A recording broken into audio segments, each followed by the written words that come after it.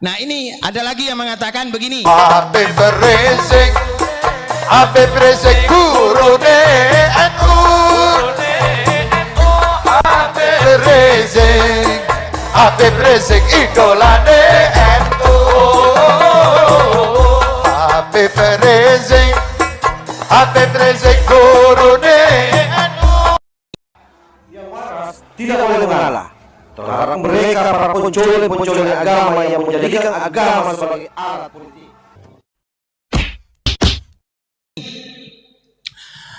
Ada lagi yang mengatakan Habib Rizik itu gurunya NU, Habib Taufik gurunya NU. Ini perlu diperjelas. Sebelum Nahdlatul Ulama berdiri, konflik nasab itu sudah ada. Jadi tidak mungkin kalau Mbah Hasyim Asy'ari itu kemudian berguru kepada Habib Rizik, kemudian Ki Ridwan berguru kepada Habib Taufik, itu tidak mungkin, gitu loh. Ini karena jelas ya yang menyebutkan bahwasanya ini adalah gurunya NU, ini gurunya NU. Ini adalah apa? Jangan sampai ada pembelokan. Kapan efeknya? Efeknya itu bukan sekarang, tapi nanti 10, 20, 30 tahun yang akan datang. Wong NU dengan Robitoh Alawiyah berdiri ini setelah Nahdlatul Ulama berdiri. Berarti sebelum ada Robitoh Alawiyah belum ada gelar Habib. Di Surabaya sampai saat ini itu tidak viral Habib, yang viral Iye, Wan, Abang, Kakak, itu yang viral. Jadi kalau ini dikatakan beliau itu adalah guru Nahdlatul Ulama, ini perlu diperjelas, dibuktikan. Coba suruh klarifikasi. Kalau diklarifikasi, ini ngomong depan duria-durianya pendiri Nahdlatul Ulama. Mohon maaf, ulama Nusantara ini, ulama-ulama Jawa, ulama-ulama Madura, ulama-ulama Sumatera, Kalimantan, ini adalah poros dunia. Siapapun mengakui, bahkan baru-baru ini mengakui, ada yang mengakui apa? Bahwasanya orang yang mahir di bidang agama bukan harus orang Arab, karena ini adalah beliau adalah mufti dari ilmu yang berada di Hijaz. Loh coba, siapa? Syekh Nawawi. Makanya wajar dan harus, dan alhamdulillah Kiai, 1 abad Nahdlatul Ulama kemarin Rais Suriah PBNU mengakui bahwasanya beliau Syekh Nawawi Al-Bantani memiliki kiprah dengan berdirinya Nahdlatul Ulama. Loh, ini perjuangan bro. Kalau Syekh Nawawi tidak diperjuangkan, banyak kiai-kiai yang lupa dengan jasanya Syekh Nawawi. Makanya ada yang memperjuangkan mengangkat Syekh Nawawi. Ini satu gelombang besar ini, sebuah badai besar. Bagi apa? Bagi peradaban keilmuan. Karena apa? Karena Syekh Nawawi ternyata yang berusaha dipadamkan oleh orang-orang tentang ajaran Syekh Nawawi yang menukil dari ulama-ulama sebelumnya, ini banyak ingin dipadamkan perjuangannya. 1, perjuangan beliau dalam akidah Ahlus Sunnah wal Jamaah. Syekh Nawawi Al-Bantani pernah berkunjung ke Ampel, menemui salah satu keturunan dari Bahsunan Ampel yang bernama Kiai Marzuki. Beliau menanyakan kitab ini 15 tahun sebelum beliau wafat, sebelum Syekh Nawawi wafat.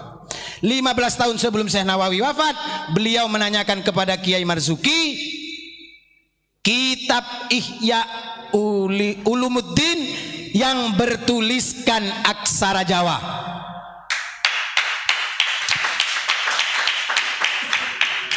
Berarti apa? Berarti memang di Jawa ini apa yang dikatakan oleh Kiai As'ad Samsul Arifin, bahwasanya akidah Ahlus Sunnah wal Jamaah dititipkan oleh Rasulullah, diperintahkan oleh Rasulullah kepada Raden Ahmad Rahmat Sunan Ampel, ini benar adanya.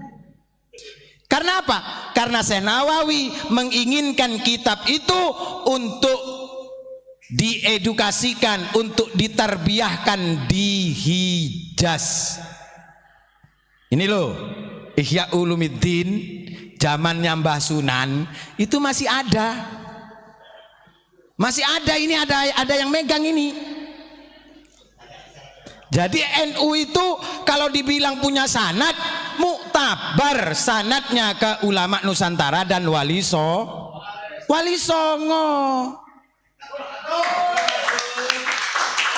Sementara dari saudara-saudara itu mengakui betapa keilmuan ulama Nusantara ini sungguh sangat luar biasa.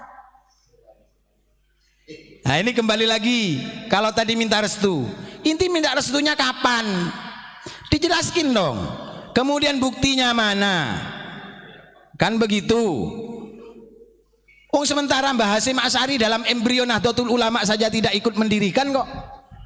Nah kemarin itu ada yang menyatakan bahwasanya Mbah Hasyim Asy'ari yang mendirikan Nahdlatul Tujjar. Nahdlatul Tujjar itu kita tahu apa Nahdlatul Tujjar?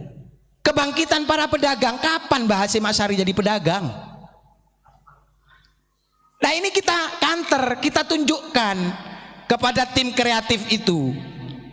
Akhirnya apa? Karena Mbah Hasyim tidak ikut mendirikan Nahdlatul Tujjar. Nahdlatul Tujjar itu yang mendirikan adalah Mbah Yai Hasan Gipo.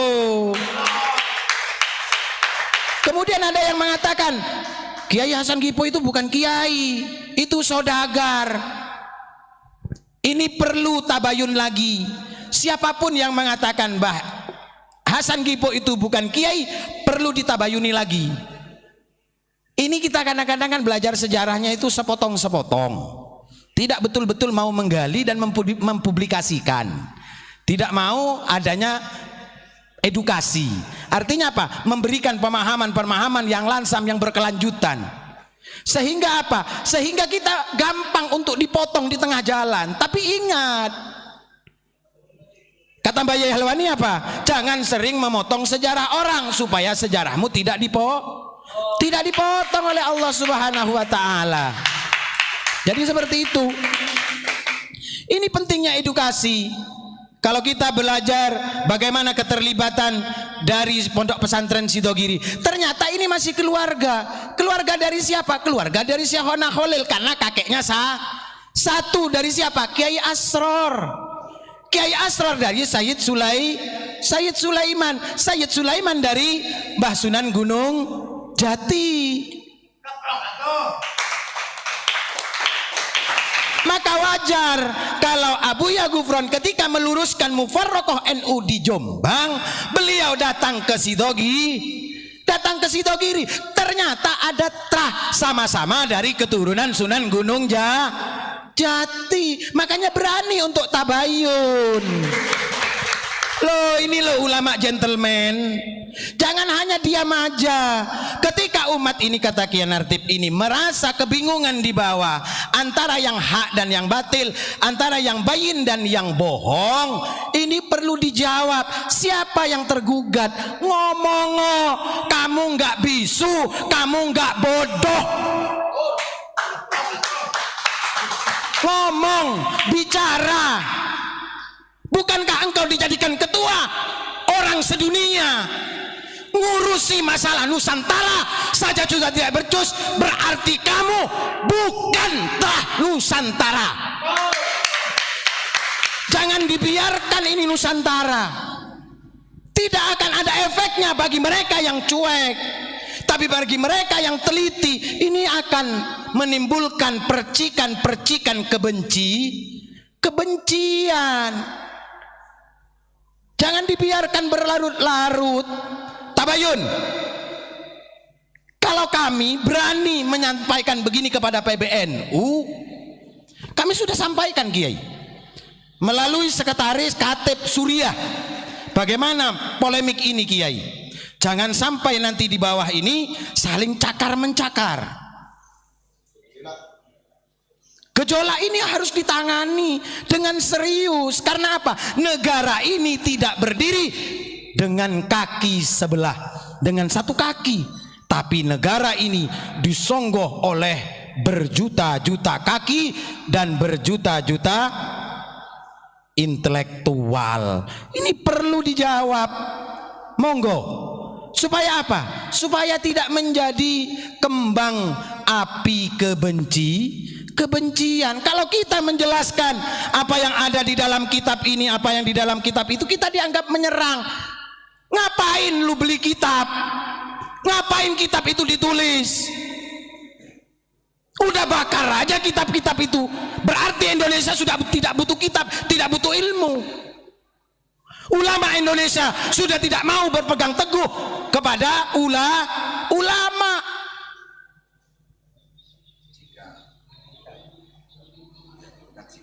Lah iya, jika setiap apa yang disampaikan secara ilmiah dari berbagai khasanah keilmuan para ulama ini dianggap kebencian. Jadi tidak ada untuk faktor menyerang. Kita menyampaikan tentang PBNU, tentang Bahasim Asy'ari. Ini mohon maaf, tidak ada sama sekali tendensi. Justru ini menyelamatkan nama beliau. Jangan dicangkok-cangkokkan. Karena apa? Mohon maaf, Bahasim Asy'ari itu diberikan gelar Rois Akbar begitu saja ketika masih ada. Nggak mau kok. Kan begitu. Karena ini saking takziman wa takriman untuk menghargai jasa keilmuan beliau, maka Mbah Wahab Hasbullah memberikan gelar Rois Akbar, tentunya juga dengan persetujuan para pengurus PBNU.